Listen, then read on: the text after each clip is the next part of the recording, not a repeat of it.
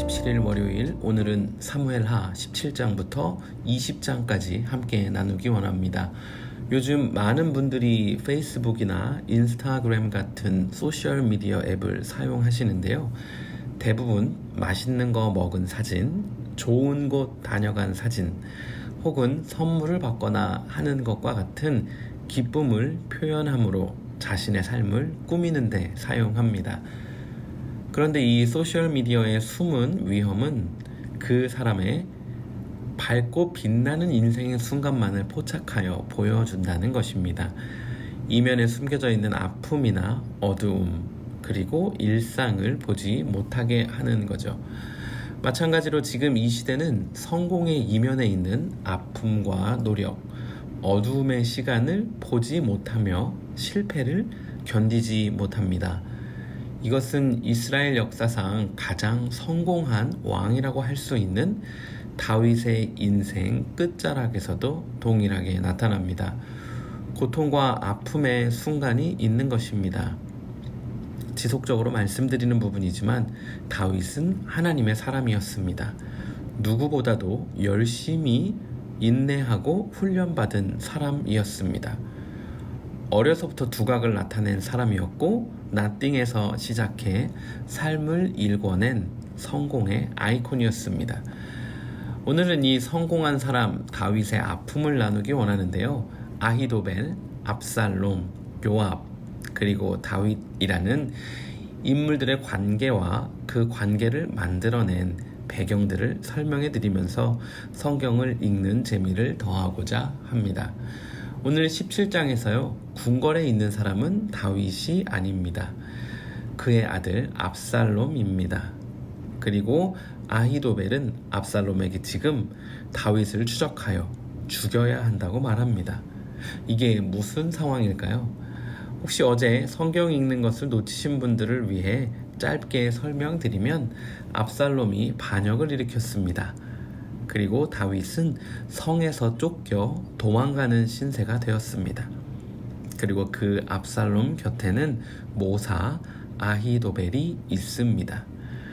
사실 다윗은 꼼짝없이 성에서 쫓겨나 죽을 처지입니다.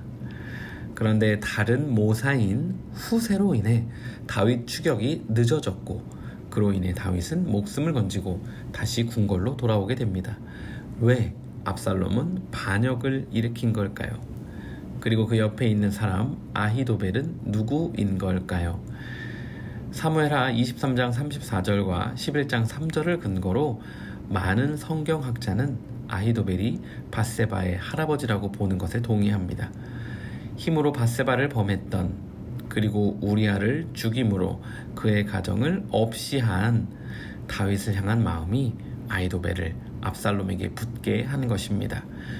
오늘 17장 2절 말씀을 보아도 내가 다윗 왕만 쳐 죽이고 나머지는 다 돌려보내겠다고 하는 것을 보면 그 마음과 지금 모습의 이유를 알 수 있습니다. 그러면 왜 압살롬은 이 아히도벨과 힘을 합쳐 반역을 하게 된 걸까요? 배다른 형 암논이 자신의 누이 다말을 역시나 힘으로 범합니다. 그런데 아버지가 아무것도 하지 않습니다. 다윗이 할 수가 없었죠. 왜냐하면 자신이 밧세바를 범한 과거의 사건에 매여 있으니 동일한 모습에 충격을 받았겠지만 할 수 있는 것이 없었습니다. 그러자 압살롬은 2년간 이를 갑니다. 그리고 모든 왕자를 초대해 암논만을 죽입니다. 이때도 역시 다윗은 압살롬에게 적절한 반응을 하지 못합니다. 왜냐하면 이도 같았기 때문이죠. 자신이 우리아를 죽인 것처럼 생명을 빼앗는 모습 말입니다. 압살롬이 두려워하고 방황합니다. 그런데 다윗이 그 마음을 품어주지도, 그리고 생명을 가져간 것에 대한 가르침도, 그리고 앞으로 어떻게 해야 하는지에 대한 방향도 제시해주지 못합니다. 마음의 상처와 아픔을 딛고 두려움을 이기며 아버지를 향한 원망을 가지고 혼자 자라는 것입니다. 다윗의 성공 이면에 있는 어두움, 유일한 그의 삶의 죄악 밧세바 사건의 그림자가 여전히 그의 삶에 드리워 있는 것입니다. 긴 내용을 빠르게 정리해보면 결국 다윗은 궁궐로 돌아옵니다. 그리고 사건을 정리하며 압살롬을 살리려고 합니다. 18장 5절에 보면 다윗은 요압과 장수들에게 압살롬을 너그러이 대우해달라고 합니다.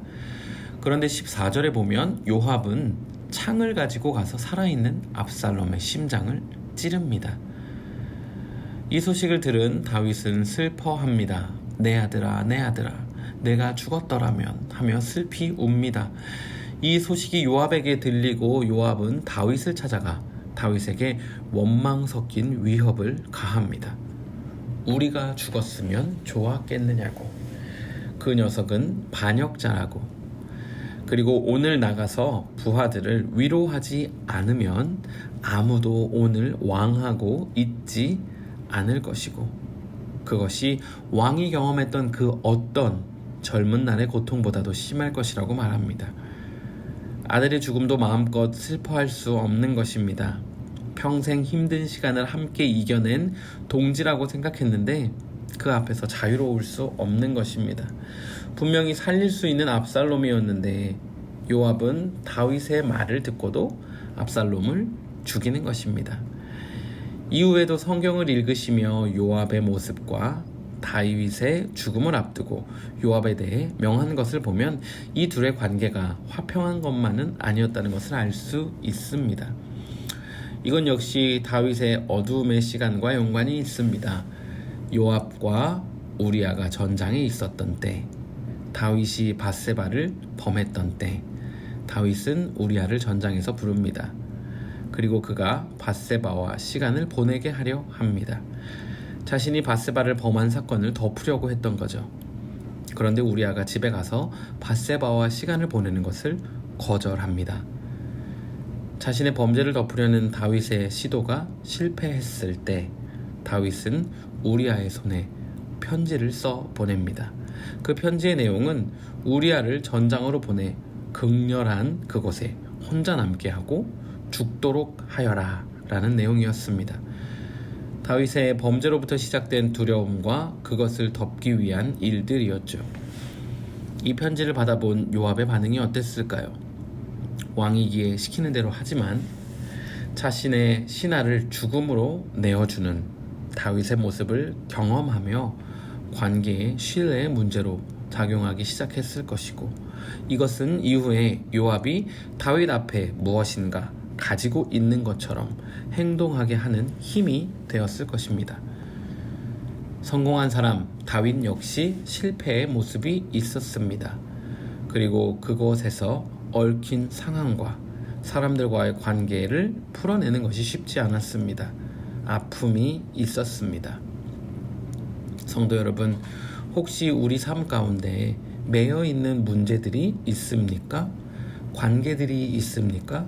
혹은 묶인 마음들이 있으신지요? 문제가 더 커지기 전에, 더 무르익기 전에 풀어낼 수 있기를 바랍니다. 사랑 안에 두려움이 없고 모든 죄의 속박에서 자유케 하시는 분이 하나님의 사랑이고 예수 그리스도입니다. 가이드를 녹음하는 날 일기예보를 보니 오늘 비가 온다고 나오는데요. 예수 그리스도의 은혜의 비가 쏟아져 내려 우리의 모든 죄악, 막힌 담들, 상처들, 메어있는 것들이 씻어 내려가기 소원합니다. 오늘은 Amazing Grace, My Chains Are Gone 이라는 찬양 함께 들으시며 예배하는 하루 사시면 좋겠네요. 함께 기도하겠습니다. 하나님, 우리 삶이 어찌 그리 부족한 부분이 많은지요. 주의 은혜 없이 살 수 없는 우리 삶을 고백합니다. 주의 이름을 부를 때 답답한 마음이 뚫리고 자유함을 경험하는 구원을 누리는 하루 되게 해주세요. 감사드리며 예수님의 이름으로 기도했습니다. 아멘.